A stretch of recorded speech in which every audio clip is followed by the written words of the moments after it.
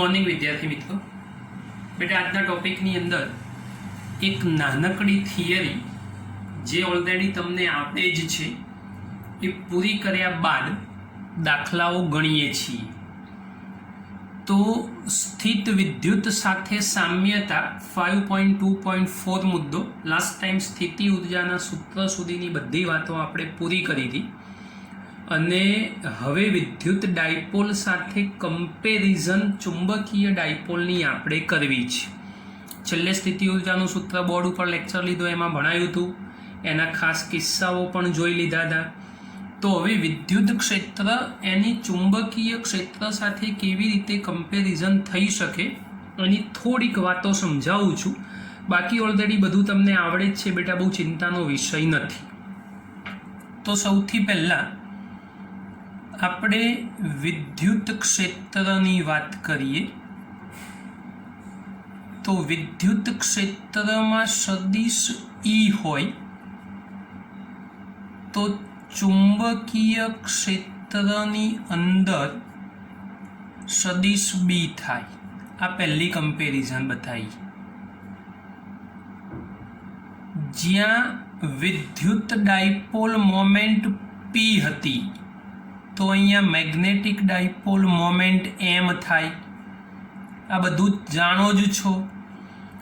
વિદ્યુત ક્ષેત્રની અંદર અચળાંક K અથવા 1/4πε0 લેતા અહીંયા આગળ અચળાંકની જગ્યાએ μ0/4π લેવાનું છે. આમાં ડાયપોલ વચ્ચેનું અંતર 2a લેતા તો અહીંયા 2l લેવાનું છે. નવી તો કોઈ વાત બેટા છે નહીં, બધી આ સિમ્પલ વાત. આપણે વિદ્યુત ક્ષેત્ર અને ચુંબકીય ક્ષેત્ર માટે ઓલરેડી આ બધા કામ કરી ચૂકેલા છીએ. હવે વિષુવ રેખા પરનું સૂત્ર, ચુંબકીય રેખા પરના સૂત્રો, તો આવી એક ડિટેલ તમારી ટેક્સ્ટબુકમાં તમે જુઓ તો નીચે એક સામાન્ય કોલમમાં આ બધું લખીને આપેલું છે. એક ટેબલ જેવું બનાવેલું હશે, એમાં બધી વાતો લખેલી છે. તમે વાંચશો એટલે જાતે સમજ પડી જશે. એમાં મારે કંઈ શીખવાડવાની જરૂર રહેતી નથી. દાખલા તરીકે ε0 અચળાંક હતો તો એ 1/ε0 ની જગ્યાએ μ0 થયો, E નો B થયો, P નો M થયો. આ ડિટેલ લખી આપી. 2a નો 2l થઈ ગયો. તમે વિષુવ રેખા માટેના સૂત્રો અને અક્ષ પરના સૂત્રોની કમ્પેરિઝન જુઓ તો જુઓ, પહેલા નંબરની અંદર વિષુવ રેખા માટેની વાત કરીએ તો વિદ્યુત ક્ષેત્ર માટે વિષુવ રેખા પરનું સૂત્ર શું હતું? સદિશ E = નેગેટિવ સાઇન સાથે સૂત્ર મળતું. P અપોન શું લખતા હતા બેટા?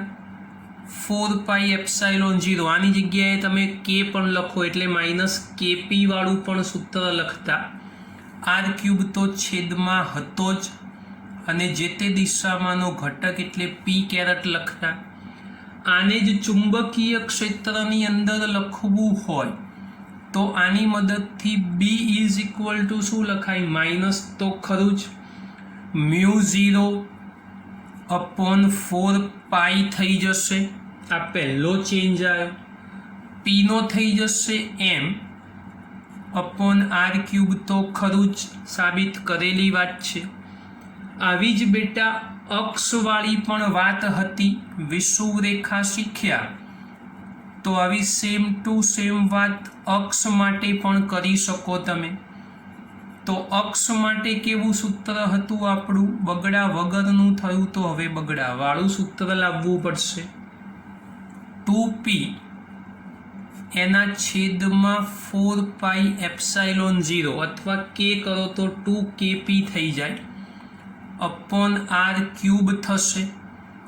ચુંબકીય ક્ષેત્ર માટે આના જેવું જ સૂત્ર તમારે લખવું પડશે. μ0/4π ના દેખાય તો એક મિનિટ, હાજી, μ0/4π 2m अपॉन आर क्यूब।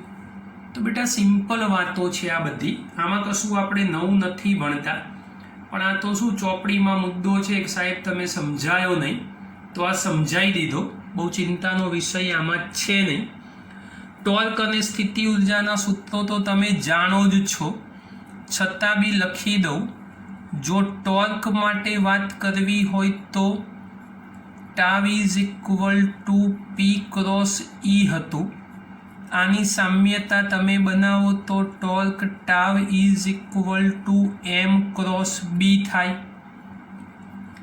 સ્થિતિ ઉર્જા બીજું ચેપ્ટર યાદ કરી લો, તો સ્થિતિ ઉર્જા માટે સૂત્ર લખતા હતા U is equal to minus p dot E, તો અહીંયા થશે U is equal to minus m dot B. સ્થિતિ ઉર્જામાં વિદ્યુત ક્ષેત્રનો ઈ લખતા તો અહીંયા ચુંબકીય ક્ષેત્રનો બી થાય। તો બેટા બધી બાબતો ઓલરેડી શીખવાડેલી છે, પણ ટેક્સ્ટબુકમાં થિયોરિટિકલ એક મુદ્દો હતો કે ભાઈ સરખામણીવાળો તો સમજાવી દીધું। સાહેબ ફાયદો શું? તો ફાયદો આ બધા સૂત્રો ફરી રિવાઇઝ થઈ ગયા। ઉપયોગ શું? તો ઉપયોગ એટલા માટે કે પ્રશ્ન પરીક્ષામાં પૂછાય કે ભાઈ torque tau is equal to p cross E સાથે સામ્યતા ધરાવતું ચુંબકીય ક્ષેત્રનું સૂત્ર લખો, અક્ષ સાથે સામ્યતા ધરાવતું ચુંબકીય ક્ષેત્રનું સૂત્ર લખો, ચુંબકીય ક્ષેત્ર સાથે સ્થિતિ ઉર્જાની સામ્યતા ધરાવતું વિદ્યુત ક્ષેત્રનું સૂત્ર લખો। આ પ્રમાણેની જો સરખામણી પૂછાય તો એના માટે તમને આ મુદ્દાની જરૂર પડે, વત્તા સૂત્રો રિવાઇઝ બી થઈ જાય। તો બેટા બંને જગ્યાએ બેનિફિટ, કોઈ જગ્યાએ નુકસાન નહીં।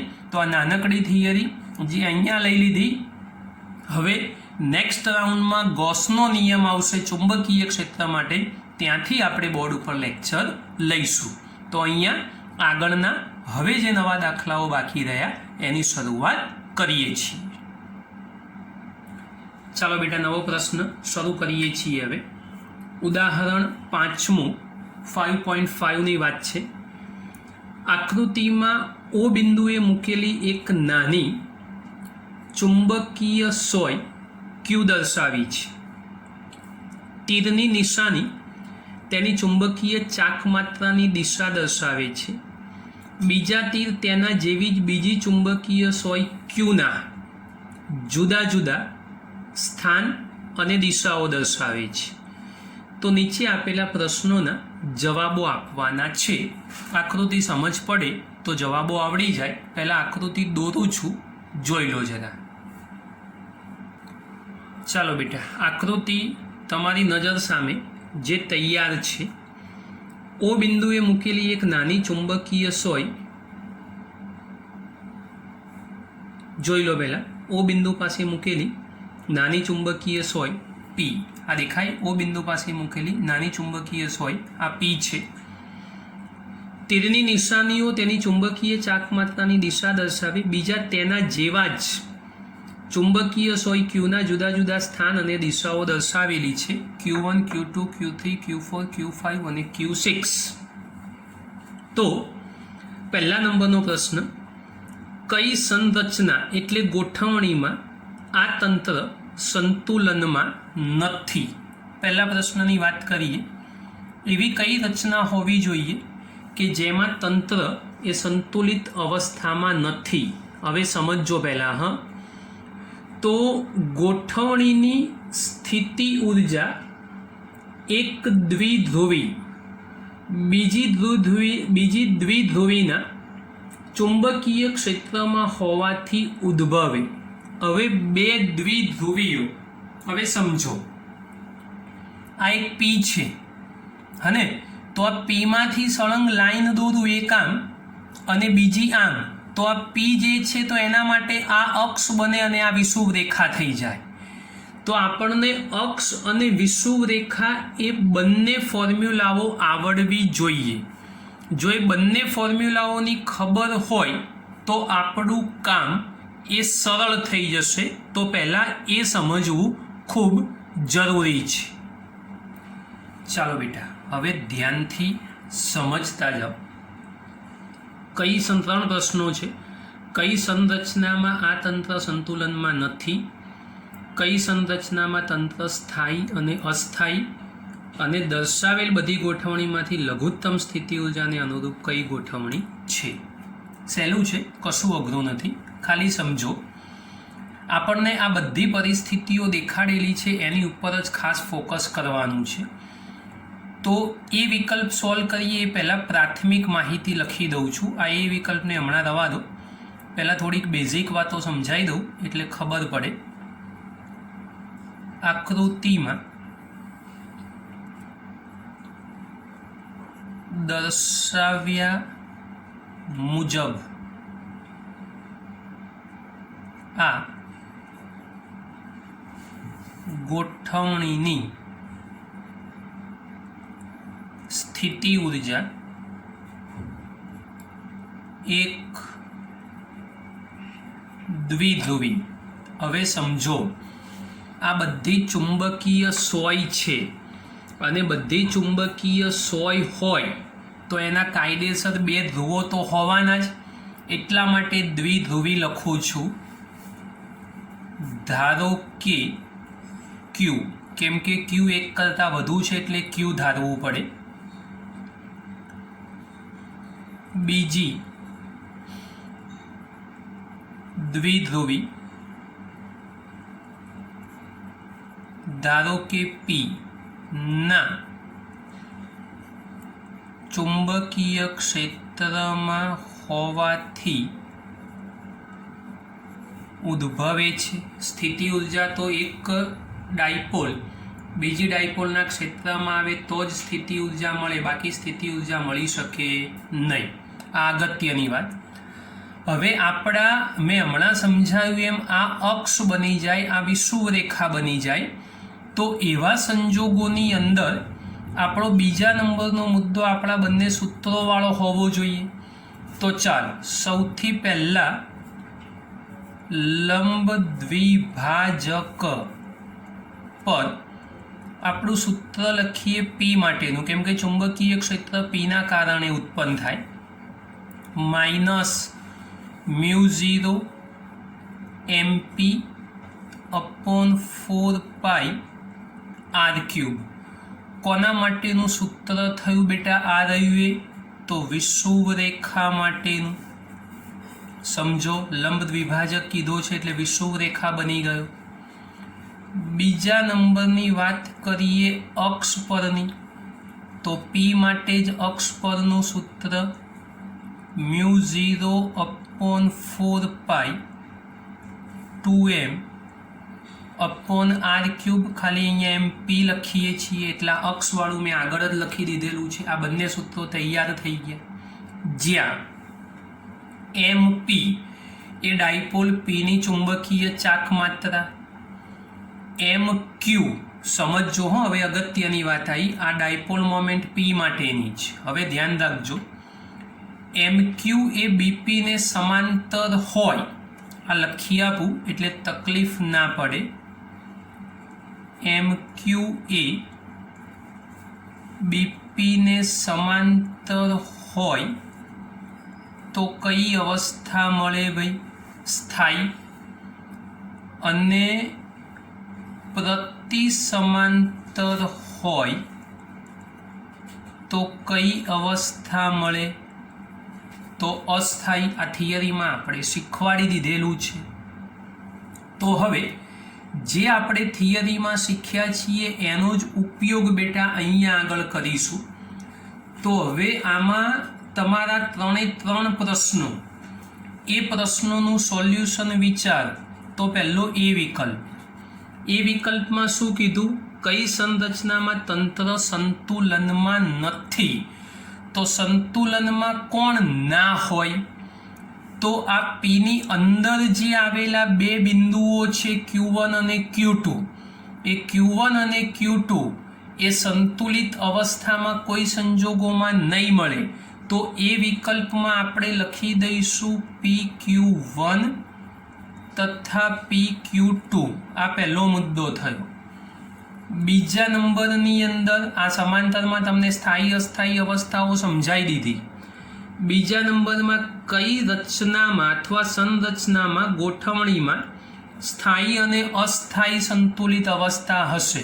હવે જુઓ, દાખલા તરીકે ચોપડીમાં જે લખાણ છે એ જ લખાણ પ્રમાણે જઈએ તો તમારી Q3 ગોઠવણી જુઓ.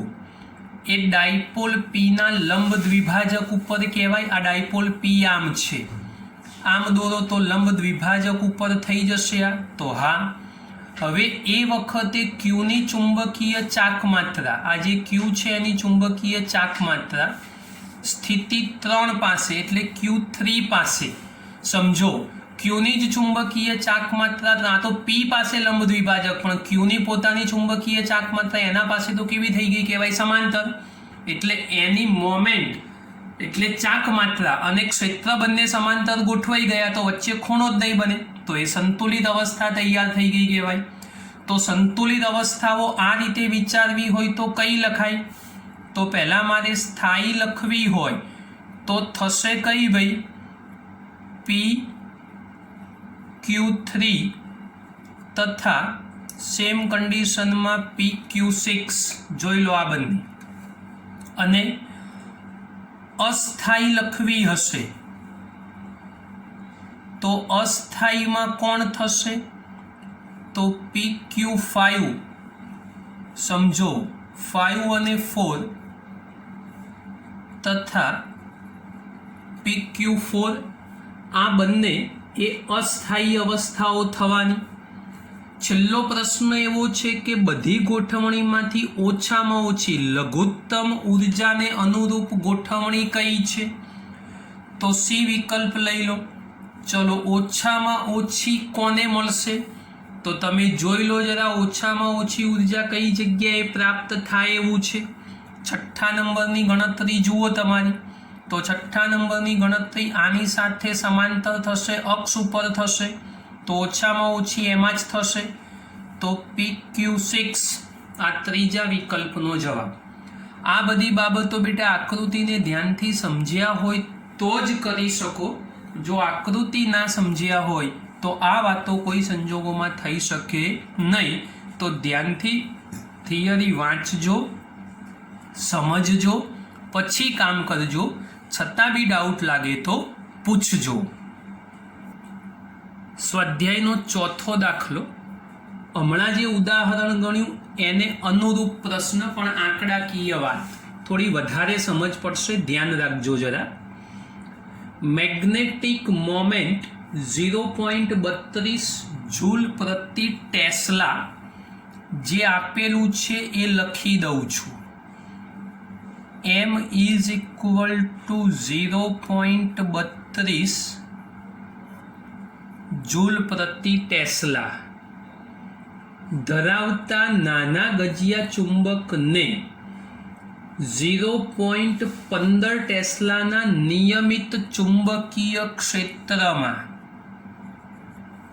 B બરાબર 0.15 ટેસ્લાનું નિયમિત ચુંબકીય ક્ષેત્ર મૂક્યો છે. જો ગજિયો ચુંબક આ ક્ષેત્રના સમતલમાં મુક્ત પરિભ્રમણ કરી શકે તેમ હોય તો તેની કઈ દિશામાંની ગોઠવણી સ્થિર અસ્થિર સંતુલન દર્શાવશે? દરેક કિસ્સામાં આ ચુંબકની સ્થિતિ ઉર્જા શોધો. સ્થિર એટલે સ્થાયી અવસ્થા. હમણાં તમને કહી દીધું બેટા, theta is equal to 0 degree, then સ્થાયી કન્ડિશન, અને theta is equal to 180 પ્રતિ સમાંતર વાળી વાત, તો એની અસ્થાયી કન્ડિશન હોવી જોઈએ. આ આપણે જાણીએ છીએ.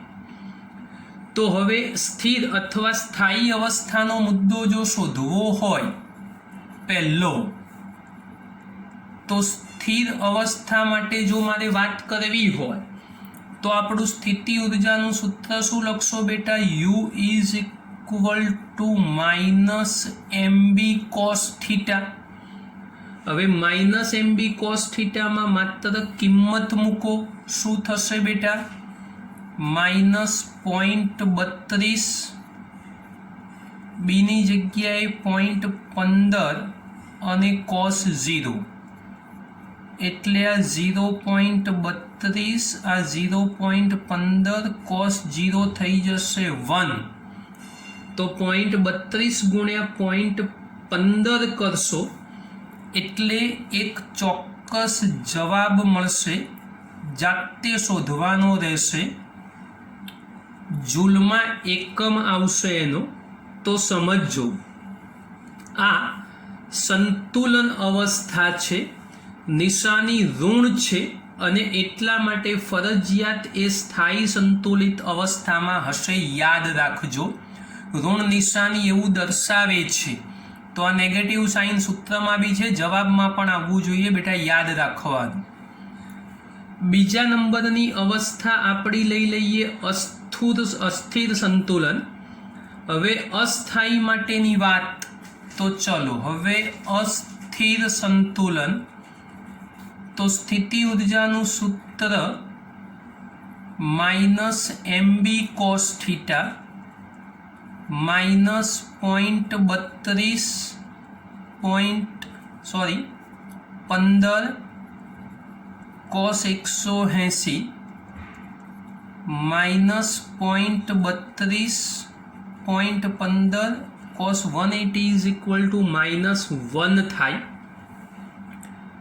આ માઇનસ સાથે આ માઇનસ જવાબ પ્લસ આપશે એટલે પ્લસ ખાલી જગ્યા જૂલ. બહુ મગજને કસવાનું નહીં, ઉપર નીચે આંકડાઓ સરખા, જે આવ્યો હોય એ જ જવાબ મૂકી દેવાનો.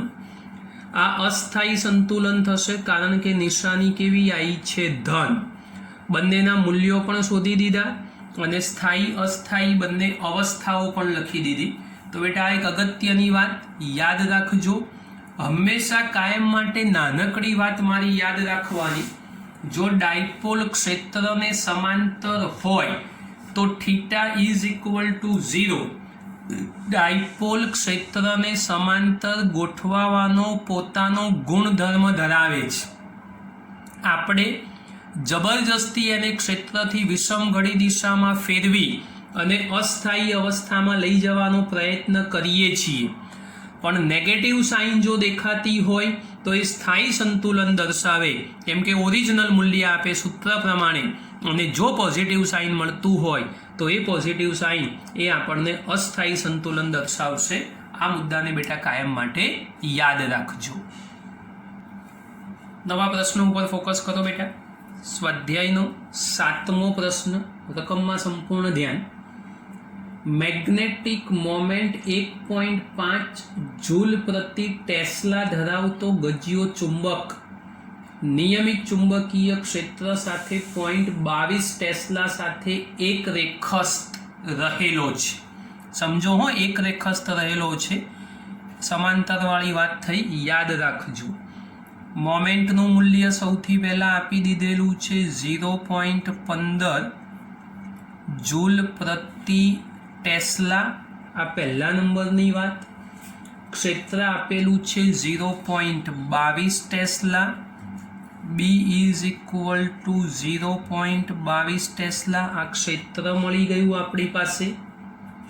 હવે પહેલો વિકલ્પ, બાહ્ય ટોર્ક દ્વારા કેટલું કાર્ય કરવું પડે કે જેથી તેની મેગ્નેટિક મોમેન્ટ ક્ષેત્રની દિશામાં, બીજો મુદ્દો ક્ષેત્રની દિશાથી વિરુદ્ધ ગોઠવાય. કિસ્સાઓ 1 અને 2માં ચુંબક પર લાગતું ટોર્ક શોધો. હવે સમજો બેટા, દાખલો સહેલો છે, ખાલી થોડુંક સમજવાની જરૂર છે. બે મૂલ્યો તૈયાર.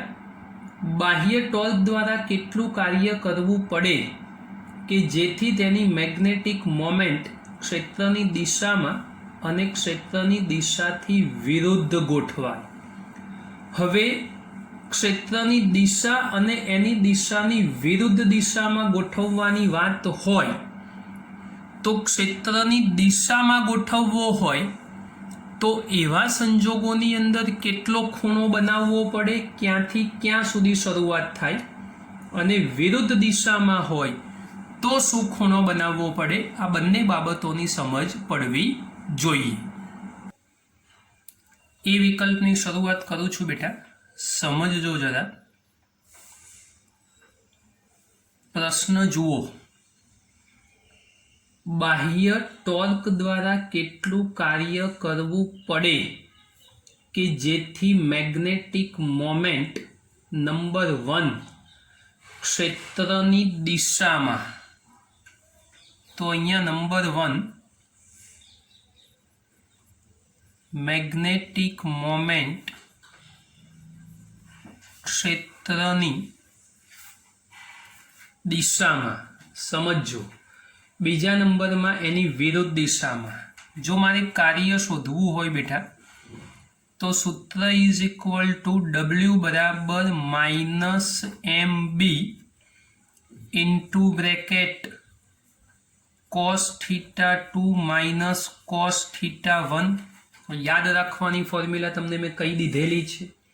હવે સમજો, θ1 ઇઝ ઇક્વલ ટુ 0 ડિગ્રી અને ક્ષેત્ર સાથે તમે એને 90 ડિગ્રીનું કોણાવર્તન આપો. પહેલા પ્રશ્ન જુઓ, મેગ્નેટિક મોમેન્ટ ધરાવતો ગજ્યો ચુંબક નિયમિત ચુંબકીય ક્ષેત્ર સાથે એક રેખસ્થ રહેલો છે, તો તમારે એને કોણાવર્તન તો આપવું જ પડશે. એ 90 ડિગ્રી જેટલું કોણાવર્તન આપશો તો એવા સંજોગોની અંદર એ ક્ષેત્રની દિશામાં ગોઠવાશે અને એનું મૂલ્ય જો આપણે શોધવાનું થાય તો આપણા સૂત્ર પ્રમાણે તમે શોધી દો તો -0.15 આ 22 cos θ2 એટલે cos 90 માઇનસ cos 0, તો -0.15 આ 0.22 આ 0 થઈ જાય, આ થશે 1 એટલે આ -1 આ માઇનસ નિશાની કેન્સલ કરશે એટલે 0.15 અને 0.22નો માત્ર ગુણાકાર એ તમને પ્રોપર જવાબ મેળવી આપશે. એનો ગુણાકાર કરશો તો જવાબ મળશે 0.33 જૂલ. આ યાદ રાખવાનું, 0.33 જૂલ.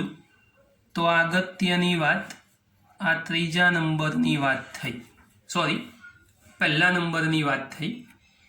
હવે 0.33 આવ્યું ને એટલે 3 યાદ આવી ગયા. હા, હવે બીજા મુદ્દાની ચર્ચા કરીએ આપણે. નંબર 2 મેગ્નેટિક મોમેન્ટ ક્ષેત્રની વિરુદ્ધ દિશામાં. તો એવા સંજોગોમાં θ1 0, θ2 180 ડિગ્રી લેવું પડશે. આ કિંમતો મૂકી અને સાદુરૂપ તમારે ફરી જાતે આપવાનું. મેં ઉપર આપ્યું છે એ પ્રમાણે cos θ2 માઇનસ cos θ1. અહીંયા 180 કરશો, અહીંયા 0 કરશો, -1 -2 થશે, અહીંયા ગુણાઈ જશે એટલે ઉપરના જવાબ કરતાં નીચેનો જવાબ બમણો આવી જશે. એ જાતે શોધી દેજો અને ખબર પડી જશે કે આ જવાબ 2 વડે ગુણાય છે ખાલી એટલે બમણો જવાબ થઈ જશે. બેટા આ જાતે કરી શકાય એવું છે. તો આ એક જવાબ એ જાતે શોધી દેવાનો અગત્યનો જવાબ. ત્રીજી વાત આગળ એવી કરી, બી વિકલ્પમાં બંને કિસ્સાઓ પર લાગતું ટોર્ક શોધો. તો બંને કિસ્સા પર લાગતું ટોર્ક જો શોધવું હોય તો ટોર્ક માટેની ફોર્મ્યુલાઓ આપણી પાસે બંને કિસ્સા માટે. તો number 1 torque tau is equal two MB sin theta. અહીંયા થીટા બરાબર શું લેવું પડે પહેલા કિસ્સામાં? તો ઉપર લઈ લીધેલું છે 90 ડિગ્રી, યાદ રાખજો. તો અહીંયા theta is equal two 90 degree લેવાનું. બીજા નંબરનો મુદ્દો ટાવ ઇઝ ઇક્વલ ટુ સૂત્ર સેમ MB sin થીટા. અસ્થાયી અવસ્થા હશે તો કેટલો લેશો થીટા? 180 ડિગ્રી. સમજીને કામ કરજો બેટા, આ અગત્યની વાત છે, ધ્યાન રાખજો. તો આ બીજા નંબરની વાત, આ બંને મુદ્દાઓ એ સમજી અને સોલ્વ કરવા પડશે. ધ્યાન આપજો બેટા. પહેલા મુદ્દાની અંદર sin 91 થઈ જશે, ઉપર મળ્યું એ પ્રમાણે 0.33 જવાબ આવશે. બીજા મુદ્દાની અંદર sin 180 0 થશે, માટે ટોર્કનો જવાબ 0 થઈ જશે. બે કિસ્સાઓમાં ટોર્ક અલગ અલગ 1 અને 2 નામ આપવા હોય તો આપજો. ઉપરની જેમ મેં W કોમન રાખ્યા છે એવું કરવું હોય તો એવું કરજો. પણ આ બંને જવાબો એ જાતે સોલ્વ કરવાના રહેશે, યાદ રાખજો.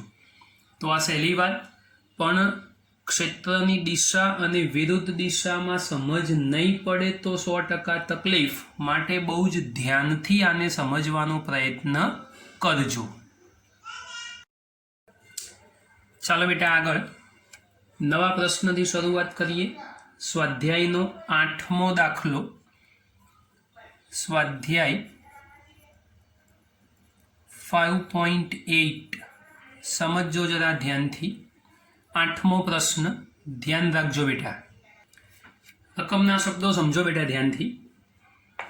2000 આંટા અને 1.6 × 10⁻⁴ મીટર સ્ક્વેર જેટલું આડછેદનું ક્ષેત્રફળ ધરાવતા એક સોલેનોઇડમાંથી 4 એમ્પિયર વિદ્યુત પ્રવાહ પસાર થાય છે અને તેને કેન્દ્રમાંથી એવી રીતે લટકાવેલ છે કે જેથી તે સમક્ષિતિજ સમતલમાં ભ્રમણ કરી શકે.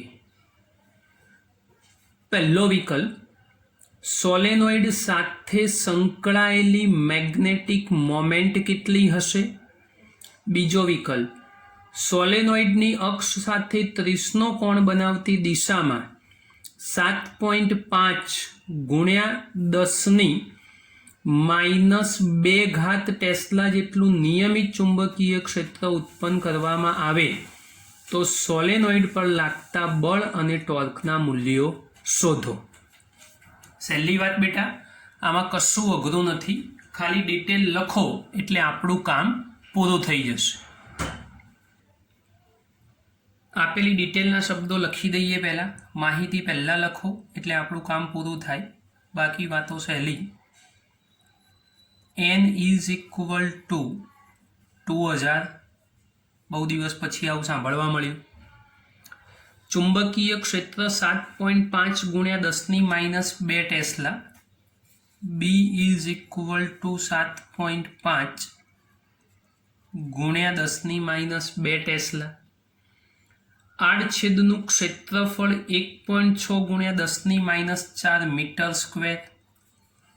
1.6 × 10⁻⁴ મીટર સ્ક્વેર આડછેદનું ક્ષેત્રફળ થઈ ગયું. પસાર થતો વિદ્યુત પ્રવાહ I અને થીટા બંને મૂલ્યો આપણી પાસે તૈયાર છે. તો પસાર થતો વિદ્યુત પ્રવાહ એનું મૂલ્ય 4 એમ્પિયર અને થીટા = 30 ડિગ્રી. બેટા બંને વાતો આપણને આપેલી છે. હવે માત્ર સૂત્ર મૂકવાનું બાકી, કશું કરવાનું નથી. પહેલાં મોમેન્ટ શોધવા માટેની વાત છે. તો એ મુદ્દાની અંદર સોલેનોઇડ સાથે સંકળાયેલી મેગ્નેટિક મોમેન્ટ શોધો. તો સૌથી પહેલાં મેગ્નેટિક મોમેન્ટ શોધી દઈએ. સિમ્પલ સૂત્ર M = NIA. માત્ર કિંમત મૂકવાની, ગણતરી કરવાની, સાદુરૂપ આપશો એટલે જવાબ તૈયાર થઈ જશે. આ જવાબ એમ્પિયર × મીટર સ્ક્વેર જાતે શોધવાનો રહેશે. ગણતરી તો તમે બેટા કરી શકશો. બીજા નંબરની અંદર ટોર્ક અને બળ બંને વાતો શોધવાની છે. હવે સમજો જરા. નિયમિત ચુંબકીય ક્ષેત્રની અંદર જ્યારે સોલેનોઇડ વાળી વાત આવે તો સ્પષ્ટ સાબિત થયું છે કે ભાઈ નિયમિત ચુંબકીય ક્ષેત્ર હશે તો બળનું મૂલ્ય એ કેવું થઈ જશે? 0. તો માત્ર ટોર્ક જ શોધવું પડશે. તો બળ = લખી દઈશું 0 અને ટોર્ક જો શોધવું હશે તો ટાઉ = એક તો સૂત્ર છે આપણી પાસે MB sin θ કિંમત મૂકી અને સાદું રૂપ આપશો બેટા એટલે ન્યૂટન ઇન્ટુ મીટર એકમમાં જવાબ મળી જશે, જે જાતે શોધવાનો રહેશે. આમાં કશું અઘરું નથી. તો બેટા આટલું કેલ્ક્યુલેશન કરી દેવાનું એટલે સ્વાધ્યાયનો 8મો પ્રશ્ન પૂરો થઈ જશે. સ્વાધ્યાયના 9મા પ્રશ્ન ઉપર આવી જાઓ બેટા. સહેલી વાત છે, રકમ જોઈને બહુ ટેન્શન નહીં લેવાનું. 16 આંટા અને 10 સેન્ટીમીટર ત્રિજ્યા ધરાવતું એક વર્તુળાકાર ગૂંચળું 0.75 એમ્પિયર પ્રવાહ ધરાવે છે. 5 × 10⁻2 ટેસ્લા મૂલ્ય ધરાવતા બાહ્ય ચુંબકીય ક્ષેત્રને લંબ રૂપે સ્થિર રહેલું છે. ક્ષેત્રની દિશાને લંબ અને ગૂંચળાના સમતલમાં રહેલી અક્ષને અનુલક્ષીને ગૂંચળું મુક્ત ભ્રમણ કરી શકે છે. જ્યારે ગૂંચળાને થોડુંક ઘુમાવીને છોડી દો ત્યારે તેની સ્થિર સંતુલન સ્થિતિની આસપાસ 2 સેકન્ડ ઇન્વર્સ આવૃત્તિથી આંદોલન કરે એટલે દોલનો કરે છે. ગૂંચળાની તેની ભ્રમણ અક્ષને અનુલક્ષી જડત્વની ચાક માત્રા શોધો. સૂત્રો ઓલરેડી થિયરીમાં સાબિત થઈ ગયેલા, કંઈ અઘરું છે નહીં આમાં. ડિટેલની વાત સૌથી પહેલાં, પછી સૂત્ર ઉપર જઈશું. તો જે કોઈ માહિતી આપી છે એ સૌથી પહેલાં લખી દઈએ.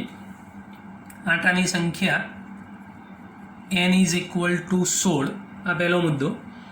10 સેન્ટીમીટર ત્રિજ્યા r = 10 સેન્ટીમીટર, 10 × 10⁻2 મીટર, આ બીજા નંબરની વાત થઈ ગઈ.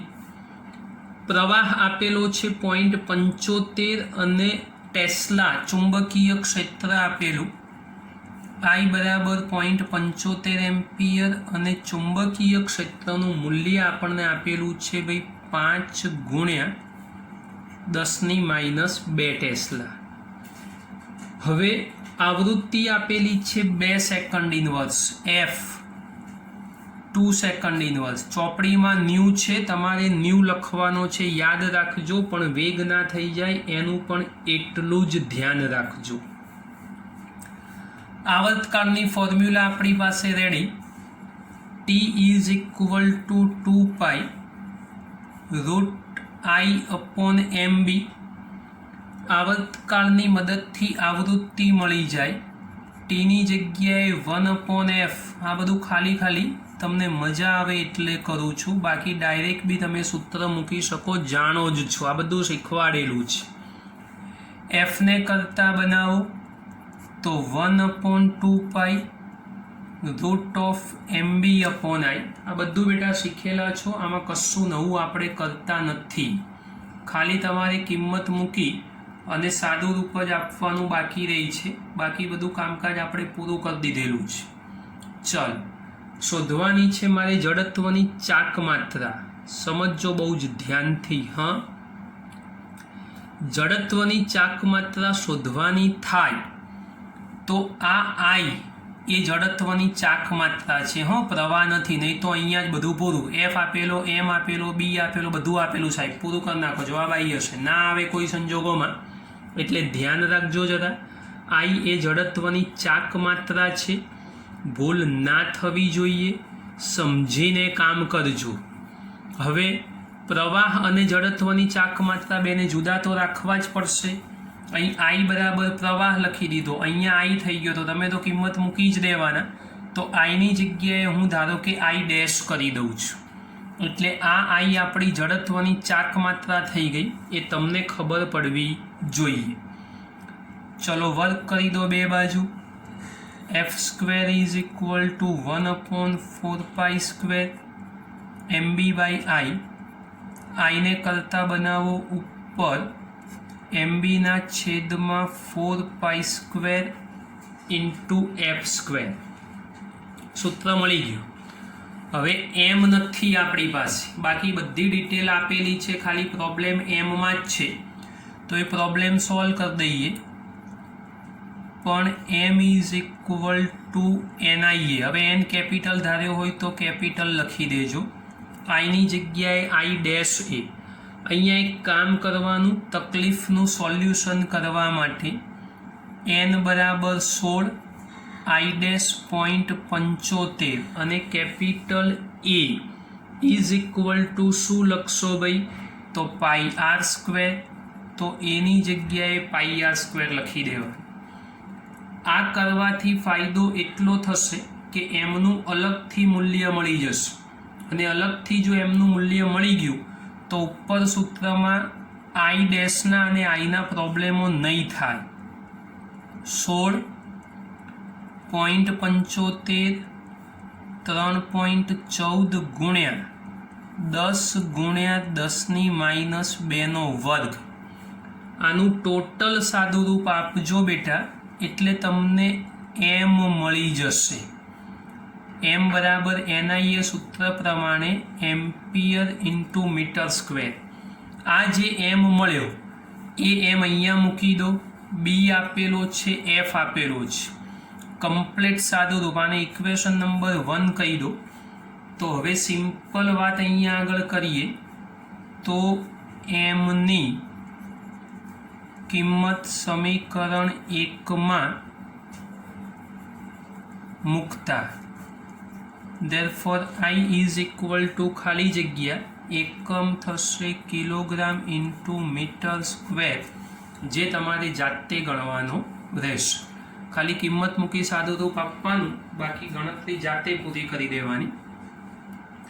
હવે આજના લેક્ચરમાં અહીંયા સુધીનું કામકાજ રાખીએ છીએ, કારણ જેટલા થિયોરિટિકલ પોર્શન ભણ્યા એના રિલેટેડ લગભગ બધા દાખલાઓ આપણે પૂરા કરી ચૂક્યા છીએ. હવે નેક્સ્ટ લેક્ચરથી ચુંબકત્વ માટે ગોસનો નિયમ, જે નવા મુદ્દાની શરૂઆત થશે, એ ભણાવીશું, અને એના પછી પૃથ્વીના ચુંબકત્વ માટેની ડિટેલમાં ચર્ચા કરીશું, જે અગત્યનો મુદ્દો હશે. તો આવતા લેક્ચરની અંદર આપણે એ વાતો કરીશું. તો બેટા આજના લેક્ચરમાં આટલું રાખીએ છીએ, બાકીની નવી વાતો એ નવા લેક્ચરમાં થશે. તો આજના લેક્ચરમાં આટલી ચલાયેલી વાતો એ તૈયાર કરી દેજો. ગોસના નિયમથી આવતા લેક્ચરમાં નવી વાતો શીખવાડીશું.